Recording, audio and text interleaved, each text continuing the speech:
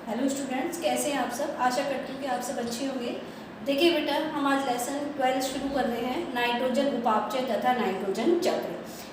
अब हम सब जानते हैं कि वातावरण के अंदर अगर सर्वाधिक मात्रा में बात करें कि भाई कौन सी गैस सर्वाधिक मात्रा में पाई जाती है, तो सबसे अधिक मात्रा में कौन सी गैस पाई जाती है, नाइट्रोजन पाई जाती है। लेकिन इस नाइट्रोजन को जो पौधे होते हैं वो प्रत्यक्ष रूप में ग्रहण नहीं कर सकते हैं, क्योंकि वो रंध्रों के द्वारा इसको ग्रहण तो कर लेते हैं, रंध्रों के द्वारा सीधे ही ग्रहण तो कर लेते हैं, लेकिन उसका उपयोग नहीं कर पाते, अर्थात उसका स्वांगीकरण जो है वो पौधों के अंदर सीधे ही नहीं होता है। तो जो नाइट्रोजन होती है ये हमारे जो जीव द्रव्य है उसका क्या होता है, मुख्य घटक होता है। यानी कि जीव द्रव्य के अंदर जो प्रोटीन पाई जाती है उसका क्या होता है, मुख्य घटक होता है। लेकिन अगर हम पौधों की बात करें तो पौधों में जो नाइट्रोजन है, जैसे कि प्रोटीन है, वसा है, कार्बोहाइड्रेट है, एंजाइम्स है, विटामिन्स है, तो इन सब का ही मुख्य घटक के रूप में क्या पाई जाती है, नाइट्रोजन पाई जाती है। तो हम यहाँ पे कहें कि पौधों में नाइट्रोजन न्यूक्लिक अम्ल, न्यूक्लियोटाइड, एमिनो अम्ल, एंजाइम के रूप में क्या होती है, पाई जाती है। अब देखिए, जो हमने बताया था कि भाई पौधों में जो नाइट्रोजन है उसको रंध्रों के द्वारा सीधे ही वायुमंडल से ग्रहण तो कर लिया जाएगा, लेकिन उसका स्वांगीकरण पौधे नहीं कर पाते। अब स्वांगीकरण नहीं कर पाते तो ऐसी स्थिति में फिर क्या होगा कि जो मृदा के अंदर कुछ सूक्ष्म जीव पाए जाते हैं। अब ये सूक्ष्म जीव स्वतंत्र रूप से भी पाए जाते हैं और सहजीवी रूप में भी पाए जाते हैं। कुछ सूक्ष्म जीव तो ऐसे होते हैं जो कि स्वतंत्र रूप से मृदा के अंदर पाए जाते हैं, और कुछ सूक्ष्म जीव ऐसे होते हैं जो कि कैसे पाए जाते हैं, सहजीवी के रूप में। तो ये सूक्ष्म जीव कैसे कौन कौन से हो सकते हैं, जैसे कि जीवाणु है, कवक है, नीलहरित शैवाल है।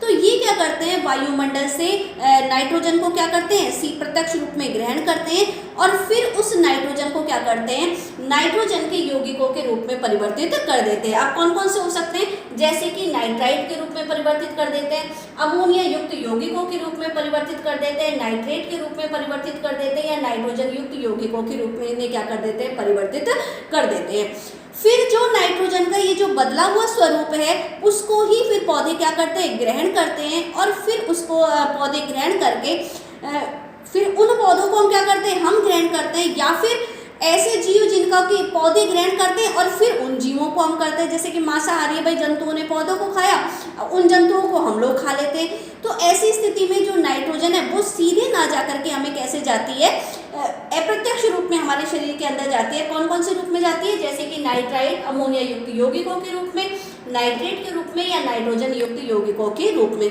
सर्वाधिक मात्रा में जिस रूप में जीव ग्रहण करते हैं वो होता है नाइट्राइट के रूप में और नाइट्रेट के रूप में। सर्वाधिक मात्रा में किसके रूप में ग्रहण की जाती है, नाइट्राइट के रूप में और नाइट्रेट के रूप में।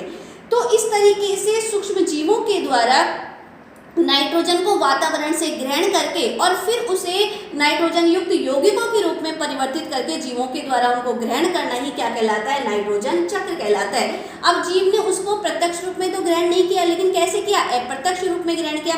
पौधे क्या करते हैं कि भाई सूक्ष्म जीव कहाँ पर थे, मृदा में थे।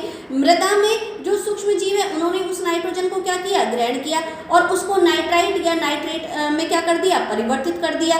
फिर इस नाइट्रेट को पौधे क्या करेंगे, ग्रहण कर लेंगे। फिर पौधों का कुछ समय, पौधों की वृद्धि होगी, उनके अंदर प्रोटीन है, वसा है, न्यूक्लिक अम्ल है, विटामिन है, एंजाइम्स है, इन सब का क्या होगा, निर्माण होगा। उन पौधों को जीव जंतु ग्रहण कर लेंगे। तो जीव जंतुओं के शरीर में इस तरीके से नाइट्रोजन चली गई। इसके अलावा पौधों की जब अपक्षय होने लगेगा, जैसे कि उनके तृण वगैरह हैं, उनकी पत्तियां हैं, वो जब उनका अपक्षय होगा तो वो वापस कहाँ पर जाएंगे, मृदा के अंदर जाएंगी, और मृदा के अंदर जा करके दोबारा से वो किस में परिवर्तित हो जाती है, नाइट्रोजन के रूप में। वातावरण वहाँ से क्या हो जाती है, वातावरण के अंदर मुक्त कर दी जाती है और वातावरण से दोबारा से सूक्ष्म जीव उन्हें क्या कर लेते हैं, ग्रहण कर लेते हैं। तो इस तरीके से नाइट्रोजन को प्रत्यक्ष रूप में ग्रहण ना करके अप्रत्यक्ष रूप में ग्रहण किया जाता है, और उनको यानी कि नाइट्रोजन को नाइट्रेट के रूप में परिवर्तित करना या फिर नाइट्रेट से पुनः नाइट्रोजन के रूप में परिवर्तित करने की जो क्रिया है वो क्या कहलाती है, नाइट्रोजन चक्र। अब देखिए बेटा, जो नाइट्रोजन चक्र है ये निम्न चरणों में संपन्न होता है। पहला आता है नाइट्रोजन स्थिरीकरण, दूसरा आता है अमोनीकरण, तीसरा है नाइट्रीकरण और चौथा है विनाइट्रीकरण। इन सभी चरणों का यानी कि जो नाइट्रोजन चक्र है ये कई चरणों से बना हुआ है, तो हमारा जो पूरा की पूरा एक लेसन है वो नाइट्रोजन चक्र ही है। और उनमें हम जितने भी चरण हैं उनका एक एक करके क्या करेंगे, अध्ययन करेंगे। और प्रत्येक चरण के ऊपर क्या आता है, क्वेश्चन आता है। जैसे कि भाई नाइट्रोजन स्थिरीकरण से आप क्या समझते हैं, अमोनीकरण से क्या समझते हैं, नाइट्रीकरण से क्या समझते हैं, या विनाइट्रीकरण से आप क्या समझते हैं। तो प्रत्येक चरण का हम एक एक करके अगले वीडियोज में क्या करेंगे, अध्ययन करेंगे।